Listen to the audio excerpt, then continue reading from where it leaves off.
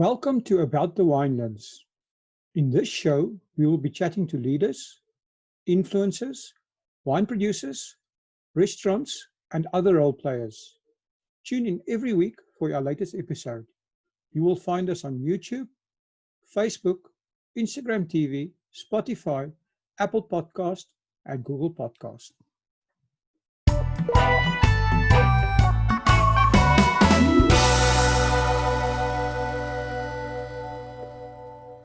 Welcome back to About the Winelands. Today I'm speaking to Lukas Wentzel. Lukas is the winemaker at Groote Post.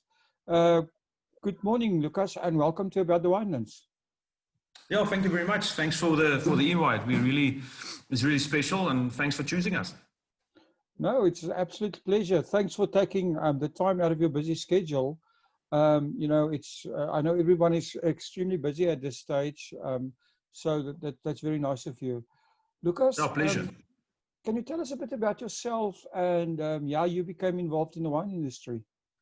Yeah, I grew up in Cape Town, everything, and then after school I went to the army. I was still one of the guys that went to the army. And after that, I worked a little bit and then went to study agriculture. And then later on, it became winemaking at Elsenburg Agricultural College. I've finished there in 97, 98. I started working at Lamott Wine Estate as assistant to Jacques Boorman. And 2001, I started my first vintage, and I'm here since then. 19 vintages. That's been a small package. So you've basically been at Groote Post since the beginning, right? Since it was. There was Adi Barnhorst was here for a small period, and also another winemaker. And then I joined, and I've never left since. They can't get rid of me. Amazing. So tell me, Lukas. I mean, Groote Post has an interesting history as a farm, but also as a winery. Can you tell us a little bit of that history? Yeah, it's actually a very rich agricultural history, and because of what happened in the Cape in the early 1800s, I mean, this whole area was known as a big part of it was known as the Groene Kloof, and that was mainly to supply fresh produce to the passing ships and also to Cape Town. It was very good for vegetable farming, also for oats, and then. So it's got a rich history, because you talk about wheat farming, and you talk about the first merinos to the Cape came here, and because this was so very good for cattle, they had to put up later on, because of cattle theft, they had to put up posts to protect the farmers and against this raids. And one of them was the Groote Post, the biggest one, obviously, the Groote Post, and that's what it means, Groote Post. I'm sitting in a old fort that was with the Pentz family in the 98 rebuilt to a winery, and that was part of the protection. So a lot of soldiers stayed here, but it's got a very rich history. The governor of Cape Town, Lord Charles Somerset, he used Groote Post as he called it, his hunting box, where he came to hunt. Not hunting box, his shooting box. And he later, and also a well-known person, Hildegarde Duckett, which was one of the first real foodies of Cape Town, let me put it this way. I mean, she was way advanced for her time, the way she approached things. So it's got a rich history out of agriculture, and I think wine was always part of it, because they always would have to have a little bit of wine around to give to the soldiers and also the workers. And but if you look at the Groote Post, we only really started making wine or planting vineyards in 1993. After everything opened up, it was before that was really restricted. And 98, the winery was built. 99, the first wines was made. And like I said, since then, I mean, we started off with 3 or 4 wines. Where we are now, we've got 13, 14 wines that we put out into the market. So that's a little bit of a history of Groote Post. Groote Post is known as a mixed farming area with mostly wheat produced in the area. And do you guys still farm with other things or besides wine? Yeah, it's still something else. We're still a mixed farming setup, wheat farming. There's meat merino. I think it's around about now with all the lamb. After lambing, it's about 3,500 head. Red and black Angus, I think it's about 250 head. I'm not always certain with that because I don't work with that, but it's a mixed farming, yeah. That makes it very interesting for people to visit. What can you tell us a little bit more about all the things to see and do at Groote Post?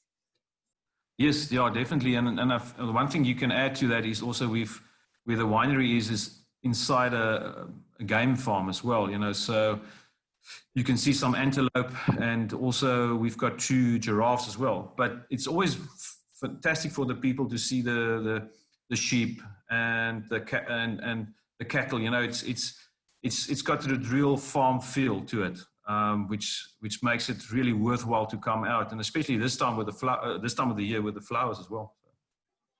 What do the flowers look like this year? Yeah, beautiful, beautiful. I must say, I think it's going to be good because we've had good rain, and we're going to have continuous rain, it seems like. Hopefully it goes into September, and if you get very good rain, say till in middle of September, then the flowers is just going to be beautiful. It's probably going to run into November as well. Can you tell us a bit more about the wines that you produce, and also about your winemaking philosophy?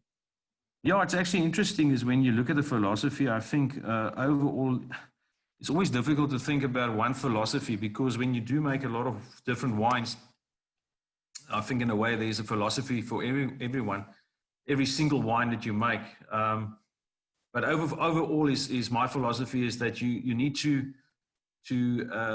give attention to detail in anything you do, and that starts in the vineyard and the plantings, the vineyards, and everything you do. So yeah, we've got about 13 wines, of which the Method Cup Classic Brut Rosé has been part of this since 2003, and we are going to add we're going to add a Brut towards the end of the year as well. And then we've got a Pinot Noir Rosé, Chenin Blanc, we've got the 2 Old Man's White and Red, unwooded Chardonnay and a Kapok Chardonnay, Riesling, Merlot, Shiraz. And what we've added now is a slightly wooded Sauvignon Blanc called Sea Salter, and a Shiraz Cinsault blend called the Salt of the Earth that we've added to our range. So it's a little bit of an upmarket. We call it our salty range. When and why did you start or decide to make MCC? Yes, very interesting is that initially when we made our first bubbly, it was made of Merlot, and I had to convince. I mean, first of all, to make bubbly MCC, for that matter, it takes a lot of time and it takes a lot of money. You know, it's not easy. And on the other hand, I wanted our Merlot grapes was very clustered. And to produce a good Merlot, you need to open up the canopy. So that was a good opportunity to convince Peter and Nick and say to them, listen here, I'm not just only going to cut off the bunches, I'm going to use it for making bubbly. And that's how we all started in 2003 with our first bubbly. It was more for fun, you know, just a fun, small volumes. But I was never serious, you know. So, and then obviously people loved it, and it was a good talking point. But if you want to go serious into bubbly, you need to use your base varietals, Chardonnay, Pinot Noir, that we had on the farm already. So, so moved into that direction, and now we're just making Merlot on its own, you know, not using it for bubbly anymore. Do you follow traditional methods making MCC? Yeah, it's very traditional. No, it's very traditional, very basic, very making sure that you're, you know, the whole process from starting, because we're sitting with fantastic grapes, small berries, and it's really nice, intense, good acid that we normally get out of the vineyards. I normally use more Chardonnay Our blend is Chardonnay Pinot Noir. So a very traditional way of looking at. I harvest at different times, but it ends up fermenting together. I make up the blend. Some parts will be separate. And then after that, we just get the wine ready for bottling as soon as we can. But very, very basic and very traditional. Okay, that's awesome. So, and where are your MCCs mostly sold? Mostly in South Africa? Do you export as well? MCC is mainly in South Africa. We export a slight little bit we sell to the Netherlands. I think we're moving a few bottles, and also to the UK. That's our biggest markets, but mainly South Africa. Do you think that will change in the future? I think obviously the competition in that market from the Spanish and the Italians, with Prosecco, and also of course the French with Champagne, is very stiff. So do you think the export markets will grow over time? Obviously, that's now a big question, because that's I think a lot of work needs to be done still, and I think to understand MCC. I mean, your overseas people. I mean, it's difficult for them to, probably they don't know the name, so it's going to take a while. But then again, I think South Africans are more catching on to MCC. I think the MCC Association has done a fantastic job in educating people about MCC and in South Africa. And I think you could see it in sales. I think it's been one of the better selling wines in the last couple of years in South Africa and the world for that. But I think still work to be done in overseas. I must say, I think people in overseas understand the other products better. But picking up from especially from the UK, there's a lot of effort going into that to buy MCC from South Africa, and people are enjoying it. So I can only see that growing, but I think our base will always be, for a certain time still, is locally. Okay. I see September 1 is a Cup Classic Day, where you guys are using the 1st of September as spring day to also sell some of your Cup Classic wines. Do you have anything special planned as a celebration for the 1st of September? Yeah, what we're going to do, we've got these beautiful flowers. So yeah, what we're going to do is we're going to have a champagne breakfast. It seems like it's going to be at this stage a nice day, open day, a lot of sun. So what we'll do is we'll have a very nice champagne breakfast in the flowers on the 1st of September, which is probably throw in a little bit of oysters as well, if we can hold of some, which is going to be great. So we will make a nice photos and with all the flowers. So beautiful occasion. I think what we're mainly going to do is we'll do it on our own as at the winery, and just celebrate this beautiful product that is MCC. So Lukas, do people, if we want to come for this, do we need to book? Yeah, we will let you know. We will put it on our website and get it out there.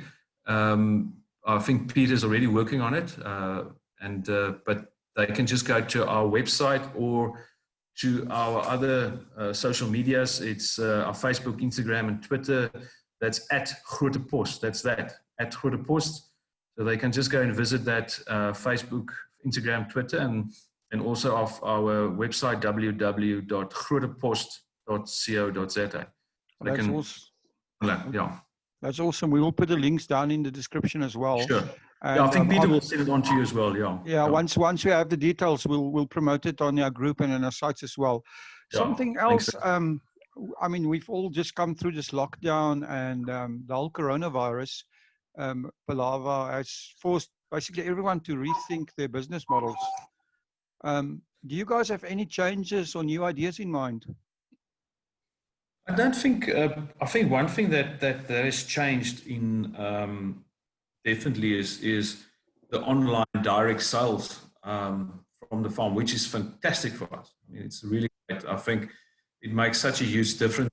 So suddenly, most of our sales go directly to the people. You know, we yesterday we've done so many deliveries in the last, after the first lockdown and now the second lockdown, the orders is coming in. And I think people are picking up onto that. I think direct sales, at least for the next year, will be very popular. You know, people, because the people get good deals from the wineries. They expose to wines that they've never probably would have tried. So it opened the opportunity to show your wine to people which they probably wouldn't have chosen going to a wine shop. And I think that has opened up a little bit for everybody, you know, to expose their wines. And that is an opportunity to work hard on that. And I think your direct sales, online sales, is definitely from the wineries, is definitely going to grow. But it all depends. If you look at people, how they react now after in phase 2, some people don't care anymore. So they just get together and they go to restaurants. I mean, I'm on the beaches. But time will tell. People forget quickly. But I think at least for a small period, at least, I think direct sales is definitely going to be there. And the opportunity to, it's almost like a rebirth. So you can come out and reinvent yourself, you know. So I think that is the opportunity. Yeah, that's very interesting. I mean, the whole idea of direct to consumer, because the internet cuts out the middleman. I mean, we've all seen it in Europe and especially in America with Amazon. So, and you know, but this also opens another thing in, and that is from a winery perspective, if you use distributors or traditional sales vehicles, ultimately you don't necessarily talk to the end consumer yourself. But with a direct to customer, it becomes more and more important to actually get your story out to the actual, you know, the drinker of the wine. How do you guys do that? Do you use social media? Do you have any, you know, things that you do to actually talk to your customers on a regular basis? Yeah, especially now, it's actually because we do that. Our social media, we've been talking to Peter Pentz Jr., Nick's son. He's joined us since I think around about April, and he's done fantastic work on the social media. You know, interactions there is much better than we were before, and that helps a lot. You know, so, and what also helps is that even with all these orders we get in, direct orders or the online orders, is that we deliver it ourselves. So we actually go to the person's house and we deliver that. And I went there yesterday, and you actually sees and the people appreciate that. You know, for how long we're going to keep on doing that, that's the other question. But I think it's very important to do that now, and that makes a difference. And I'm sure you're going to win over that people and say, listen, wow, we've seen the people behind the wine. It's fantastic. So I think those kind of things is important. But interaction, social media, definitely in the wine industry, very important. Well, I think you're right. I mean, when with direct sales, you know exactly who your customers are. So you can contact them in various ways. You can invite them, you can go visit them, you can talk to them over social media. So it brings the whole thing of knowing your customer, it takes it to the next level. And obviously, you know, the more customer interaction you have for any business, it means more sales. So. Yes, definitely. And I think going back to what you said, what this COVID has done for us is we realize now how important it is, because we were restricted in selling wines, is that how important it is. Our people is important. And what is nice about the people is that they support us. Everywhere you go, say, boys, thanks for, you know, we're trying to help you. We want to buy. Friends of mine overseas, they especially went, and there's just a case in Switzerland, went to the wine shop, and they're only buying, and they told their Swiss friends, only buy South African wine because of the restrictions. And that is amazing, you know. So there's a loyalty about it, I think. So yeah, I think we've done well enough. I'm really, when you look at how the people ordered wines now, and thanks South Africa, you're supporting us, and thanks for the wine drinkers. Really, it's great. Well, that is amazing. I mean, like you say, also people overseas. I was seeing in our Facebook group, somebody said they actually were shopping for wine in the UK, and there was a couple buying a New Zealand wine. They approached them and said, go put that back on the shelf and go take a South African wine. Yeah, so that's right. So that was amazing. Yeah, so Lukas, they can't get us down. You've had quite a long wine journey. So what's the most important thing you've learned from your wine journey? the one thing, you're never too old to learn, and you're never too old to make mistakes. And I think what the most important thing is to really always try to invent something new, try something new, still take the risk as you go on, because things change. Very interesting is that what I've learned is that how people that when I started off, Blanc Fumé, Sauvignon Blanc was very popular. And in the time I've been making, your more fruity styles came out and became very, very, very popular, and that's how the styles changed. Chardonnay was more important in 1992, less now. So those things is to listen to, and you need to make sure, because your consumer changes in the period. I mean, I'm talking about a 20-year, 23 period of time I've been making wine. So in that time, things have changed, and how people look at wine and what do they appreciate as wine. And you have to adapt to that. And I think that's important. Is to make sure that you're adaptable. And then again, going back to what I said, is that the main and the important thing is to give attention to detail. That's very important. And stick to what you are good, what you're good in. And that is important. Good, excellent. Lucas, I ask this to everybody, can you give us your very own wine, or maybe in this case, the MCC quote? That's overall. I always say that, when you go to a group of people and you open up the better wines, the problem, normally, what happens, you brag about the wines, and then my philosophy, I'm going to say it in Afrikaans, you can it's like, daar's nooit genoeg van 'n goeie wyn nie. And I think that's very true. As soon as you open a good bottle of wine, it goes so fast. So daar's nie van 'n goeie wyn nie. That's nooit. That's wonderful, Lucas. Lucas, thank you so much for talking to us. I think people will find this very, very interesting. And maybe you just want to repeat again how people can get hold of you guys if they're looking for you. All right. At the moment, I just want to say we're running a special as well. So on social media, you can get hold of us on Facebook, Instagram, and Twitter at Groote Post. That's your link. And then also www.grootepost.co.za. That is our website. Our telephone line is 022 4922 825. We try to, at least within a day or two from the order, that to get the wines to you. On the 1st of September, we will get it out. People will see that on Facebook. Is our champagne breakfast that we have on a farm between the flowers. So that is the links and the platforms that they can get hold of us. Well, that's amazing. And, listening to you, if you're really lucky, you might get the winemaker delivering your wine to you in person. Although... Yes, yeah. Keep on ordering. Lucas, yeah, it's great. Yeah, thank you so much. This has really been good. And good luck with everything. Good luck with Cap Classic Day, the 1st of September. And good luck with the rest of the month. And also, with everything you guys are doing, keep up the good work. Thank you very much. And again, thank you very much for choosing us for this exposure. We really appreciate that. And we would love to have people listening, and some other people. Tell your friends to come and visit Groote Post. It's really worth the drive. It's a little bit of a dirt road, but it's amazing. But thank you to you guys, and thanks, Will, and good luck. Thanks. Ciao, ciao. Thank you for supporting our show. If you would like to get more exposure for your business, please have a look at our sponsorship options. Thanks again for supporting About the Winelands.